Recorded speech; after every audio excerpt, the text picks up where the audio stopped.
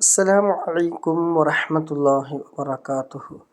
ആ ഗ്ലാസും വെള്ളം നിങ്ങൾ നമ്മളായിട്ട് എന്ത് ചെയ്യുക, പരിഗണിക്കുക, അവിടെ മനസ്സിൽ കരുതുക.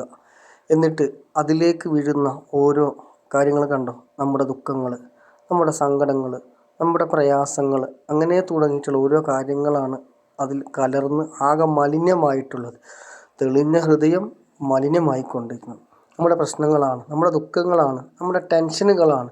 ഇനി അതിന് ഹൃദയമെന്ന ആ ഒരു ഇതിനെ ശുദ്ധീകരിക്കുന്നത് സൃഷ്ടാവായ റബ്ബിനോട് ദുആ ചെയ്യുക എന്നുള്ളതാണ്. ആ ദുആ ചെയ്യുമ്പോൾ നമ്മുടെ ഹൃദയം ശുദ്ധീകരിക്കും. ആ ദുആയാണ് ആ വീണുകൊണ്ടിരിക്കുന്നത്.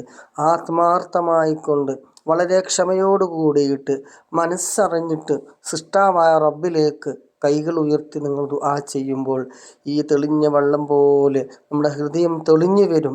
നമ്മുടെ വിഷമങ്ങൾ മാറിക്കിട്ടും, നമ്മുടെ പ്രയാസങ്ങൾ മാറിക്കിട്ടും, ദുഃഖങ്ങൾ മാറിക്കിട്ടും, ജോലി സംബന്ധമായ പ്രശ്നങ്ങൾ, മക്കളില്ലാത്തവർ, ഇതൊക്കെ ആത്മാർത്ഥമായിട്ട് സൃഷ്ടാവായ റബ്ബിലേക്ക് മനസ്സറിഞ്ഞുകൊണ്ട് നിങ്ങൾക്ക് ദുആ ചെയ്യാനുള്ള സമയമുണ്ടോ, അതിനുള്ള ക്ഷമയുണ്ടോ, തീർച്ചയായിട്ടും നിങ്ങൾക്കത് സാധിച്ചെടുക്കാൻ സാധിക്കും.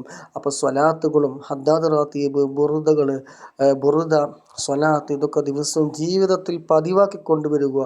സ്വലാത്ത് ചൊല്ലിയാൽ തന്നെ നമുക്കറിയാം ഹൃദയം ശുദ്ധീകരിച്ച് കിട്ടും.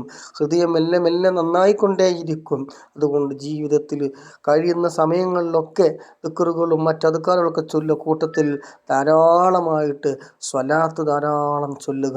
സ്വലാത്തിലൂടെ വിജയം കണ്ടെത്തിയ എത്ര ആളുകളുണ്ട്.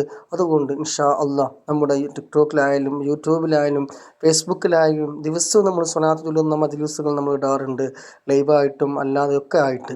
കഴിയുന്ന ആളുകളൊക്കെ അതിൽ പങ്കെടുക്കുക എന്ന് ഇടയിലൂടെ ഒന്ന് സൂചിപ്പിക്കുകയാണ്. നമ്മുടെ ഹൃദയം ശുദ്ധീകരിച്ച് കിട്ടണം, ലോക വിജയം നമുക്ക് ലഭിക്കണം, നമ്മുടെ പ്രശ്നങ്ങൾ പരിഹരിച്ച് കിട്ടണം. അതിനൊക്കെ വേണ്ടിയിട്ട് ഇൻഷാ അല്ലാഹ് എല്ലാവരും ആത്മാർത്ഥമായി ദുആ